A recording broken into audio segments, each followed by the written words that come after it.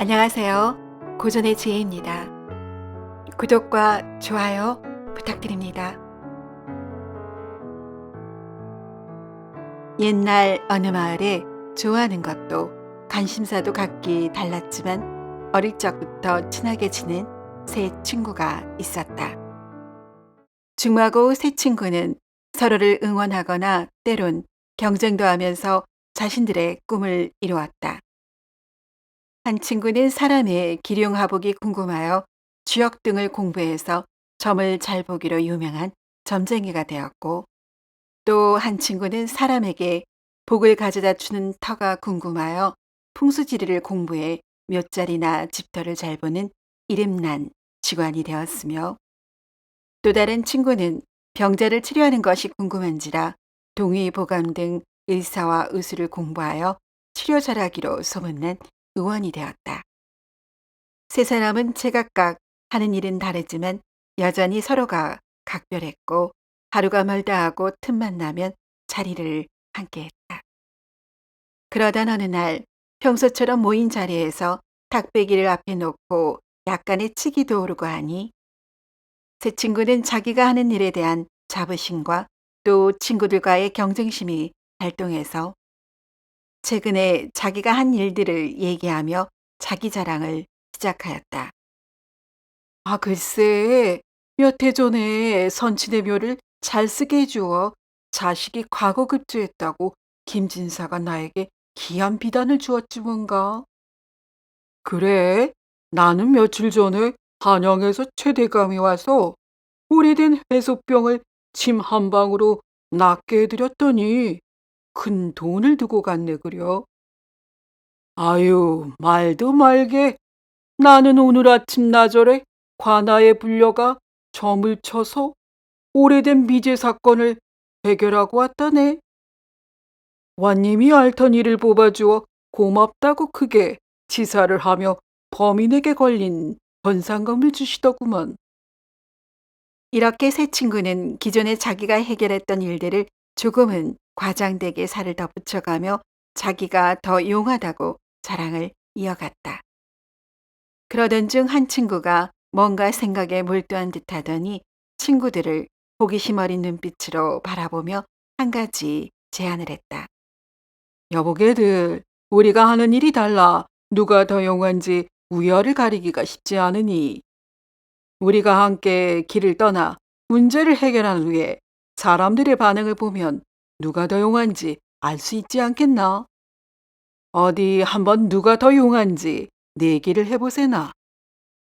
이 말에 세 친구는 서로 의기투합했고 각자 노자는 한 양씩만 지니고 함께 길을 나서되, 길을 가면서 서로의 재주를 활용해 숙식을 해결해 나가기로 했다. 그렇게 길을 나선 지 한나절이 지났을 무렵 세 친구는 대낮에 중년의 주모가 손님들과 신명나게 장구치고 창하며 놀고 있는 어느 주막집 앞을 지나다가 노는 모습이 너무 즐거워 보여서 넋을 놓고 구경을 하고 있었다. 그때 점쟁이 친구가 다른 두 친구를 바라보며 말했다. 여보게들, 오늘은 공짜 술을 먹을 기회가 있을 듯하네. 다들 나를 따라오시게나. 이 말을 듣고 두 친구는 알듯 말듯한 표정을 지으며 기대감에 점쟁이 친구를 따라갔다. 한참 노느라 정신이 없는 주모에게 다가가 지나가는 듯이 점쟁이 친구가 혀를 차며 크게 헛기침을 하며 말했다. 어허, 머지않아 흉한 일을 당할 것도 모르고 저리도 즐거울꼬 정신없는 주모일세. 이 말을 듣고 흥이 깨진 듯 눈을 흘기고 돌아보며 주모가 말했다. 아니, 손님, 지나갈 양이면 점잖게 지나가실 것이지. 재미있게 놀고 있는데 무슨 악담을 그리 하시오. 어허, 이보 주모, 슬아의 아들 둘을 두셨을 텐데 큰아들이 지금 뒷산에 사냥하러 가지 않았소? 점쟁이 친구가 아들이라는 말을 하자 주모는 정색을 하고 다가와 점쟁이 친구의 소매를 끌며 놀란 눈을 하고 말했다. 아니, 그걸 어찌 맞추셨소? 혹여 우리 아들들에게 흉한 일이라도 일어난다는 것이오? 홀로 되어서 이날 이때까지 두 아들들 바라보며 일이 살아왔는데 제발 무슨 일인지 말씀해 주시오. 애원하며 매달리는 주모를 바라보며 점쟁이 친구가 수염을 쓰다듬으며 말했다. 잠시 후에 사냥 나간 그나들이 절명의 이익에 처할 것이니 내가 하라는 대로 하시겠소. 도사님, 무슨 일이든 할 터이니 제발 아들 목숨만은 살려주십시오. 점쟁이 친구는 얼른 우물에 가서 물동이에 물을 받아와 마당에다 열십자 모양으로 물을 부어 아주 크게 그리고 지붕 위에 올라가 뒷산을 향해 흰 치마를 계속 흔들며 아들 이름을 부르라고 했다. 주모는 영문을 몰랐지만 다급한 마음에 점쟁이의 말을 따랐고 주위 사람들도 주모를 도와 점쟁이가 하라는 대로 했다. 한편 주모의 큰아들은 아침부터 뒷산으로 가서 짐승을 사냥하던 중이었는데 계속 허탕만 치다가 마침 여우 한 마리가 눈에 띄어 쫓는 중이었고 여우가 벼랑 아래 이탈진 곳으로 내려갔다. 큰아들은 여우를 잡기 위해 벼랑 끝자락으로 올라가니 여우가 사정거리에 들어와서 여우를 겨누는 순간 뒤에서 어머니가 자신을 부르는 소리가 들리는 듯 하였다. 효심이 강한 아들은 무슨 일인가 싶어 고개를 돌려보니 산 아래 멀찌감치 있는 주박 지붕에서 어머니인 듯한 여인네가 흰옷을 흔들며 자신의 이름을 외치는 듯했고 마당에는 크게 열십자가 그려져 있는 것이 보였다. 그날은 집에 무슨 병고가 생긴 것이 틀림없다는 생각에 집으로 내려가려고 벼랑 끝에서 서둘러 자리를 떴다. 큰아들이 뒤돌아 자리를 뜨는 순간 방금 전에 서 있었던 벼랑 끝이 순식간에 무너져 내렸다. 이를 보고 서늘해진 가슴을 쓸어내리며 큰아들은 집으로 내달렸고 얼마 지나지 않아 집에 도착했다. 주모는 집으로 들어오는 아들을 보고 와락 껴안으며 말했다. 아니 아들아, 어디 다친 곳은 없는 게냐? 가만히 보니 아무렇지도 않은 듯한데. 여보시오 도사님, 어찌하여 허언을 하여 불쌍한 아낙네를 놀래키는 게요? 어머니, 저는 어머니께 무슨 일이 일어난 줄 알았어요. 아무 일도 없는 것이지요. 그런데 어머니께서 저를 부르는 것을 보고 뒤돌아 한두 걸음을 떼자마자 서 있던 벼랑 끝이 무너져 내렸어요. 시겁했다니까요. 이 말을 듣고 점쟁이 친구는 빙그레 웃었고 주모는 점쟁이 친구 앞에 넙죽 엎드려 절했다.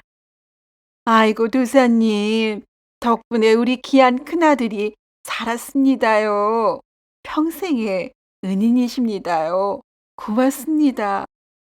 주모는 기쁜 마음에 점쟁이 친구 일행을 안방으로 들였으며 거하게 한상을 차려서 대접하고 하룻밤 묵고 가도록 했다. 다음 날 아침 주모는 점쟁이 친구를 은인으로 대하며 어디 사는 누구인지 물었고 적지 않은 돈을 노자로 주려 했다. 도사님, 이 은혜는 평생 잊지 않겠습니다. 어디 사는 이신지 알려주십시오. 여보시오 주모, 내가 무슨 대가를 바라겠소. 홀로 지내는 형편에 살림의 여유가 없을 터인데 일이 큰 노자는 필요 없소이다.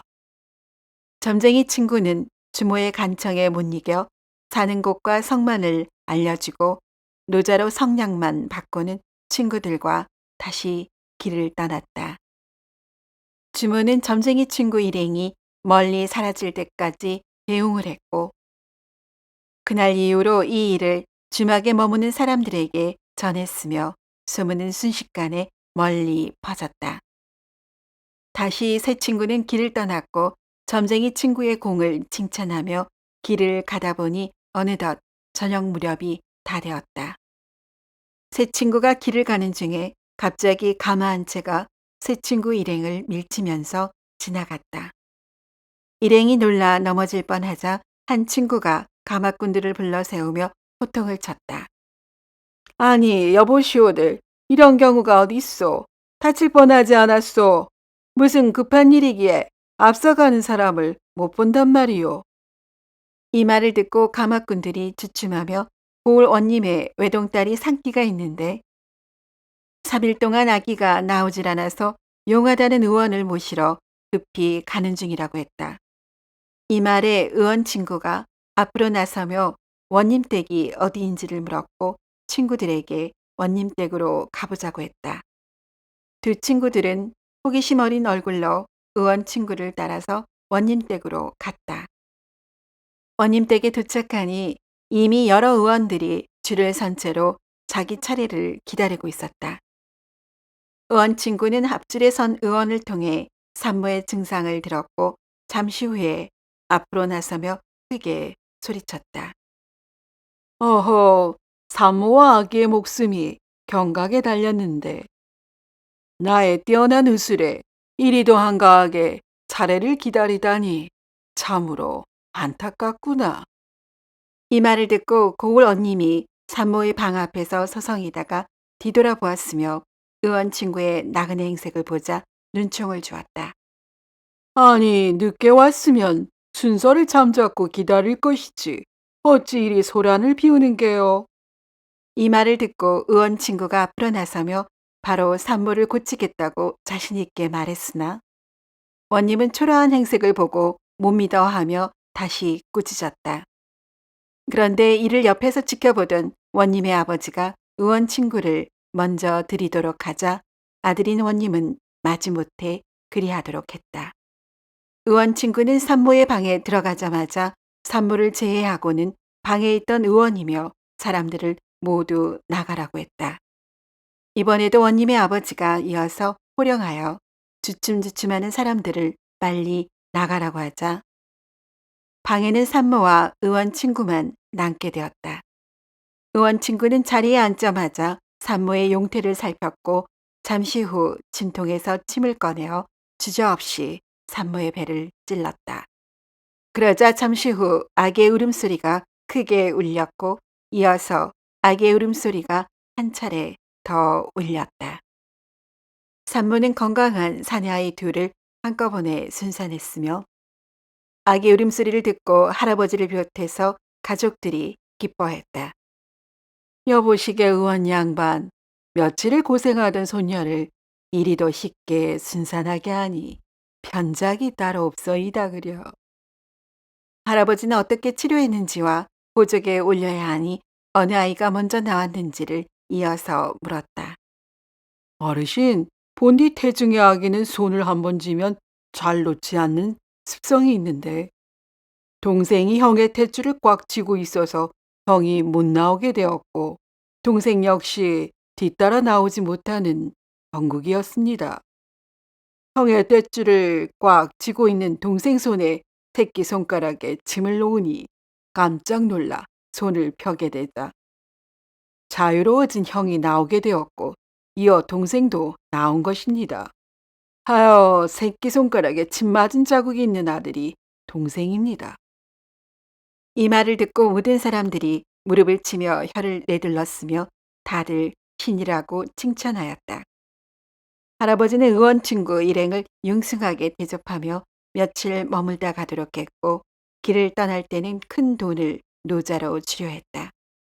여보시게 그리 뛰어난 의술로 손녀와 증손자들을 살렸으니 자네가 우리 가문을 살렸네 그려. 부디 어디 사는지와 니신지 알려주시게나. 이 은혜는 평생 잊지 않겠네. 어르신, 소중한 인명을 구하고자 의술을 행하는 자가 어찌 하찮은 재물을 바라고 그 뜻을 펼치겠는지요. 저희 노자는 딱 성량이면 족합니다요. 의원 친구는 나머지 노자를 도로 돌려주었고 간청에 못 이겨 사는 곳과 성만 알려주고 길을 떠났다. 이후로 원님은 의원 친구가 치료한 일화를 만나는 사람들에게 빠지지 않고 전했으며 소문은 순식간에 널리 퍼졌다. 새 친구는 다시 길을 떠났고 두 친구들이 문제 해결한 이야기를 펼치자 직관 친구가 앞으로 나서며 과거 자신이 보아둔 천하의 명당을 보러 가자고 했다. 두 친구는 직관 친구를 따라 산세가 수려한 산으로 올랐다. 산 정상 부근에 오르자마자 세 친구는 마침 묘를 쓰는 상제들과 직관들을 보았다. 마침 관을 묻은 땅이 평평하게 다져지고 이제 봉분만 올리면 되는 상황이었는데 이를 보고 지간 친구가 앞으로 나서며 크게 탄식했다. 어허, 수많은 상제와 지간이 있어봐야 무슨 소용이 있는가? 어찌 며칠을 잘못 보아서 천하의 명당을 놓치고 수맥자리에 묘를 썼을꼬? 이토록 무지하여 망자에게 예를 다하지 못하는 것이 참으로 한탄스럽구나. 이 말을 듣고 젊은 상제가 다가와 지간 친구에게 삿대질을 하며 화를 냈다. 아니, 대관절 어떤 유인이 선친의 장래에 찬물을 끼얹는 것이오. 오늘 지도곤이라도 당해보겠소? 이를 보자 점잖아 보이는 맞상제가 제지하며 지간 친구의 말을 심각하게 들었다. 여보시오, 어찌 선친의 묘를 쓰는데 부정한 자리를 뜰 수 있겠소? 말씀하시는 것을 보아하니 풍수를 아시는 분인 듯한데 하신 말씀이 한치의 어긋남도 없어야 할 것이에다. 맞상제가 나서서 지간 친구가 한 말을 확인하기 위해 주변 사람들의 만류를 뿌리치고 묘를 다시 조심해서 파보도록 했고 지간 친구의 말대로 관이 물기에 젖어 있는 것을 확인하자 모두 놀랐으며 자리에 있던 직관들은 하나둘씩 슬그머니 내빼기 시작했다. 상제들은 일제히 곡소리를 내며 슬퍼한 후에 지간 친구를 바라보며 제대로 된 묘자리를 일러달라고 했다. 지간 친구는 근처에 자신이 보아둔 명당 자리에 묘자리를 다시 쓰도록 알려주었고 무사히 장례가 끝났다. 장례가 끝나자 맞상제는 지간 친구의 일행을 산 아래 마을의 커다란 기와집으로 모셔 극진히 대접했다. 선생 덕분에 내 두 번 불효하는 것을 면했소이다. 정말 고맙소. 내 일생을 반항해서 벼슬살이 하느라 선친을 생전에 제대로 모시지 못해 불효막심했는데 오늘 묘자리를 잘못 써 또다시 불효를 할 뻔하였소 그려. 지관 친구는 맞상제가 내미는 큰 돈을 사양하며 말했다. 대감, 제가 비록 직관을 업으로 삼기는 하였지만 장례는 자손이 부모에게 마지막 효를 다하는 중요한 의례인데 어찌 대가를 바라고서만 일을 하겠는지요. 큰 돈은 살아계신 모친께 효를 다하는 데 쓰시고 저희에게는 노자로 성냥이면 충분합니다. 다음날 상제들의 청에 의해 지관 친구는 사는 곳과 성만 말했으며 새 친구는 다시 길을 떠났다. 상제들은 자신들이 겪은 일을 만나는 사람마다 말했고 소문은 꼬리에 꼬리를 물고 삽시간에 널리 퍼졌다. 새 친구가 길을 나선 지 얼마 되지 않아 한 친구가 말했다. 여보게들, 우리가 길을 떠난 후 우연치 않게 우리의 가진 능력을 서로 지켜보았네. 이렇게 뛰어난 이들이 내 벗이라는 생각에 마음 급족했네. 어려움에 처한 사람들을 도우는데 우리들의 재주에 우열이 어디 있겠는가. 부질없는 경쟁에 헛되이 시간을 버리지 말고 어서 집으로 돌아가 우리의 도움을 애타게 기다리는 사람들 곁으로 가세나. 어떠한가? 이 말에 다른 친구들도 고개를 끄덕였고 서로에게 호탕한 웃음을 웃으며 서둘러 고향집으로 돌아갔다. 며칠 뒤에 세 친구가 각자의 집이 있는 마을로 들어오자 각자의 집에는 낯선 사람들로 인산인해를 이루었다. 앞서 도움을 받은 주모와 원님, 그리고 상제들이 낸 소문을 듣고 전국 각지에서 새 친구를 찾아온 것이었다. 새 친구는 자신들의 재능이 필요해 찾아온 이들에게 정성을 다해 대했고, 달에는 형편을 따져 한양 밑으로 받았다. 이렇듯 새 친구는 나름의 영역이 있으니 서로 우열을 다투는 것은 부질없다고 생각했고, 그 재능을 필요로 하는 사람들에게 도움을 주는 것이야말로 자기 분야에서 가장 뛰어난 전문가의 자세라 여겼으며, 자기 일에 충실하고 만족하며 행복하게 잘 살았다고 전해진다. 오늘도 이야기를 시청해주신 여러분께 감사드립니다. 재미있는 이야기로 곧 찾아뵙겠습니다.